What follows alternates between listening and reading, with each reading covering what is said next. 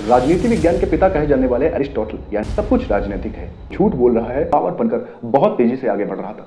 यानी गणतांत्रिक समाजवाद का सपना लिए हुए व्लादिमीर इलिच लेनिन में सोवियत आर्मी जर्मनी के बर्लिन पहुंच गई। यूएसएसआर अपने आप को अलग कर लेता है कि एक आइडियोलॉजिकल वॉर शुरू हुआ। दुनिया ने देखा 1962 का Cuban missile crisis. Soviet army बहुत बड़े लेवल पर क्यूबा में कंस्ट्रक्शन कर रही थी, यानी दुनिया एक बड़े न्यूक्लियर हमले की दहलीज पर खड़ी थी। American spy agency CIA Mujahideen को खड़ा करती है।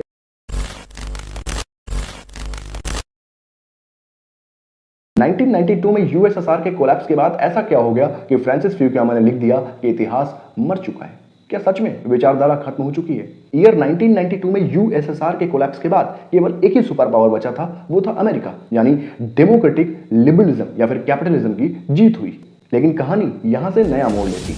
ईयर 1980 में एक देश अपने इकोनॉमिक सिस्टम में रिफॉर्म कर रहा था और अपने इन इकोनॉमिक रिफॉर्म्स के चलते आगे चलकर यह देश दुनिया के इतिहास को बदल कर रख देता है।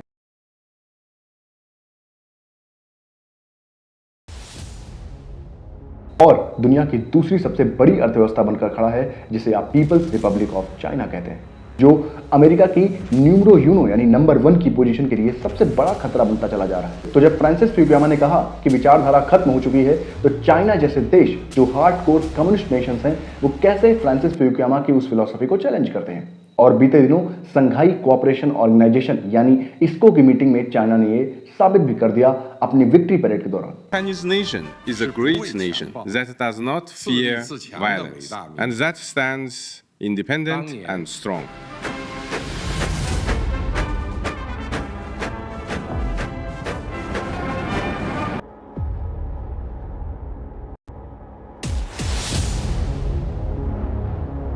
और अमेरिका सहित दुनिया के देशों को सावधान भी किया कि क्यों चाइना दुनिया की महाशक्ति बनने की ओर है, यानी यूएस की नंबर 1 पोजीशन पर बैठने की राह पर है।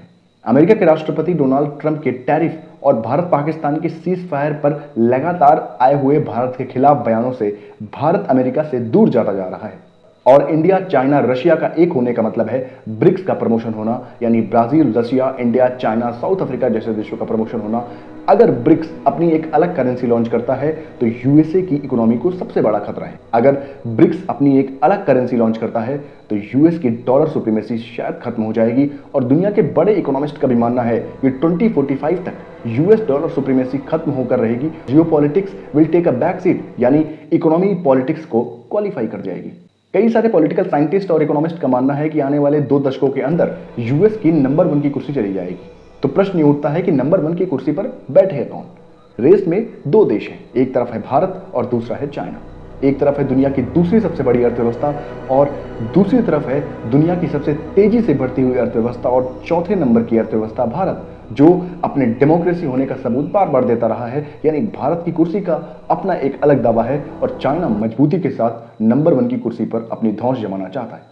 तो प्रश्न ये भी उठता है कि क्या डेमोक्रेसी और अथॉरिटेरियनिज्म यानी लोकतंत्र और अधिनायकवाद एक साथ चल सकते हैं? लेकिन इसमें रशिया की क्या भूमिका होगी? रशिया एक आयरन क्लैड पार्टनर यानी चाइना की तरफ जाएगा या फिर अपने ट्रू फ्रेंड यानी सच्चे दोस्त भारत की तरफ झुकेगा? तो क्या दुनिया 1945 में फिर वापस चली जाएगी, जहां पर एक ओर कैपिटलिज्म और दूसरी तरफ कम्युनिज्म खड़ा था?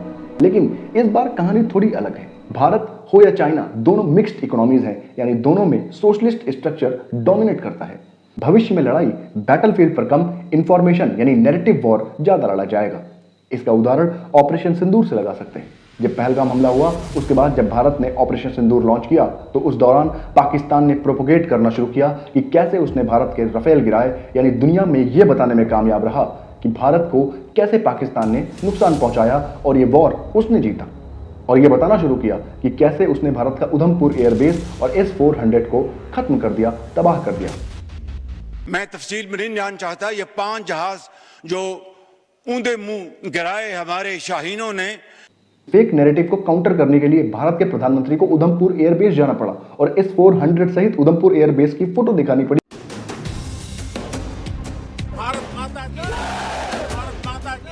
After the successful execution of Operation Sindoor, Prime Minister Narendra Modi on Tuesday visited the Udhampur Air Base in Punjab, quashing all baseless Pakistani claims that the base had been hit.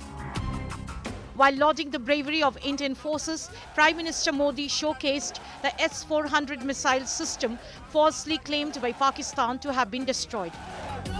While India celebrates a real victory, Pakistan is busy celebrating a fake one. With Pakistan's air bases damaged by Indian strikes, Prime Minister Sharif was unable to fly. कैसे पाकिस्तान झूठा narrative यानी ये fake narrative फैलाता है।